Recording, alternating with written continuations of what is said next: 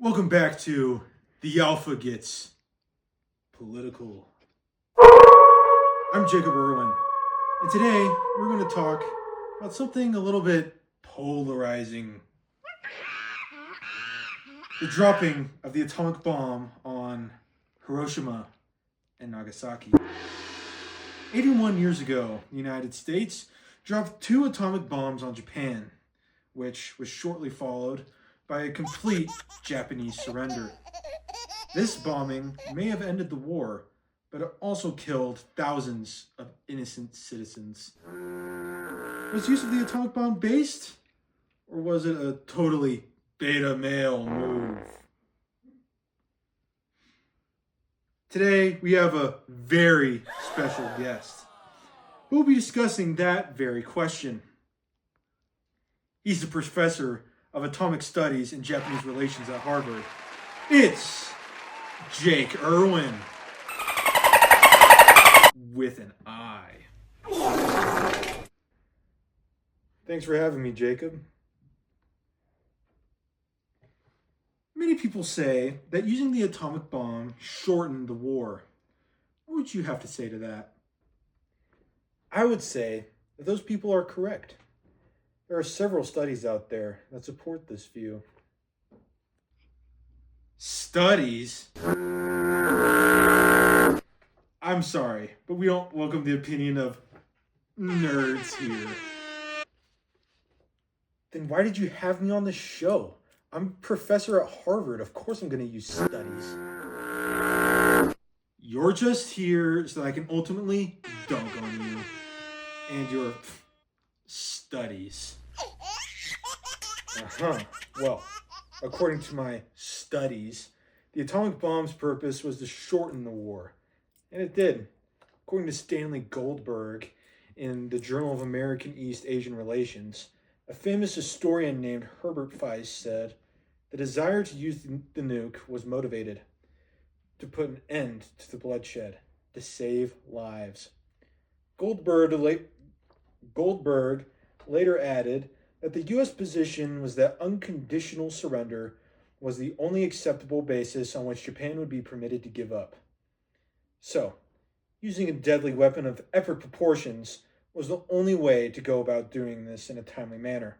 The atomic bomb completely convinced the Japanese that they didn't have a chance. Nuh-uh. You're wrong. The Americans can say whatever they want, but they have a biased perspective. I'm sure the Japanese would say they were close to losing anyways and were about to surrender. Actually, you're wrong. As Professor Tristan Gruneau talked about in his article, A Re-Examination of the Shock of Hiroshima, the Japanese Bomb Projects, and the Surrender Decision, the head of Japan's atomic bomb project, Nishina Yoshihiro, admitted that the use of the atomic bomb completely ended Japan's hopes of winning the war. He said, I think this is the time that all of us working on the atomic bomb should literally cut our stomachs. The Americans have achieved a great victory over us. European professors and historians have weighed in on this as well. Professor Benoit Pelopidis and historian/researcher Joel Vigeland conducted a study of European thoughts on the matter, and a majority agreed that the atomic bomb did shorten the war. Well, even if the bomb did shorten the war, that wasn't actually the American military's intent. According to historian J. Samuel Walker, that is wrong as well. The Americans wanted to prevent the need of a land invasion that would have killed thousands of soldiers on both sides, far more than were killed in the bombing of Hiroshima and Nagasaki. He cites the plans for an attack called Operation Olympic that would have put millions at risk. We didn't want to put our soldiers at risk when we had the opportunity to save them. Walker cites President Truman as well, who told his wife, we'll end the war a year sooner now, and think of the kids who won't be killed. Even President Truman, the man in charge, believed that saving lives by shortening the war was the primary motive behind the use of the bomb. How can you refute that? Take a chill pill, brother. Let me gather my thoughts for a second. Alright, well, from what I know about this event, I have been led to believe that the use of the atomic bomb on Hiroshima and Nagasaki was primarily to scare the Soviets. What would you say to that? I would say, even if that were true, which it isn't, atomic diplomacy isn't necessarily a bad thing. Preventing Soviet involvement in the Pacific was a noble cause. In J. Samuel Walker's The Decision to Use the Bomb, a historiographical update, he explains that after learning about the power of the bomb, America realized it didn't need the help of the Soviet Union anymore. If the Soviet Union continued to help, they would feel entitled to have a larger say in the terms of Japan's surrender. If the U.S. could get Japan to surrender immediately, not only would lives be saved, but the Soviet Union would never get a chance to become a real player in the Pacific. America was especially worried about Soviet involvement in China, Korea, and Manchuria. The Korean War, the current situation in North Korea, the splitting of Germany and Berlin, and the Eastern Bloc are just some of the bleak examples of what could happen to a place that was touched by the Soviet Union in this time period.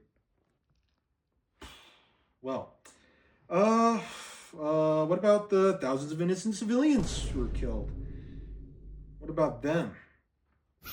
They didn't deserve to die. You know, you're right. They didn't deserve to die, but it still needed to happen. Author Elias Beck cites Robert Oppenheimer, who said, "The active material of the bomb itself is toxic.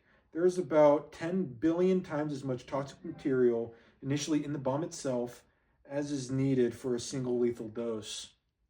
All of that lasting radiation that killed thousands and made Hiroshima and Nagasaki uninhabitable is not necessary, and it was cruel."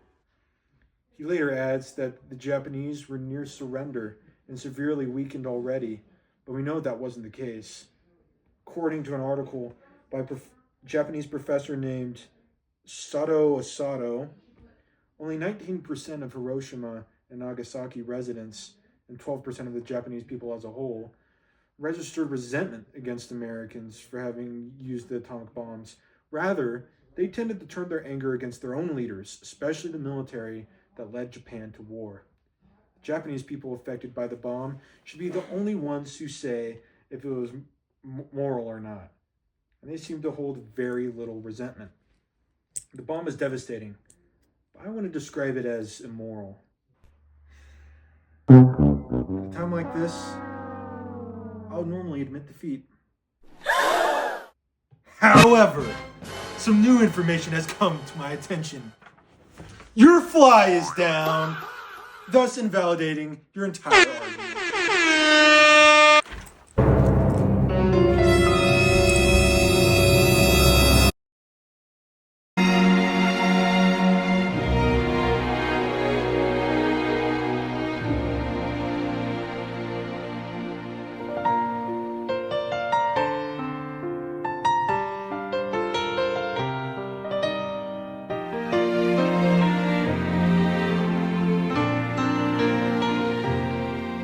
I love you. 사랑한다는 이 말밖에는 해줄 말이 없네요. I love you. 의미 없는 말이 되었지만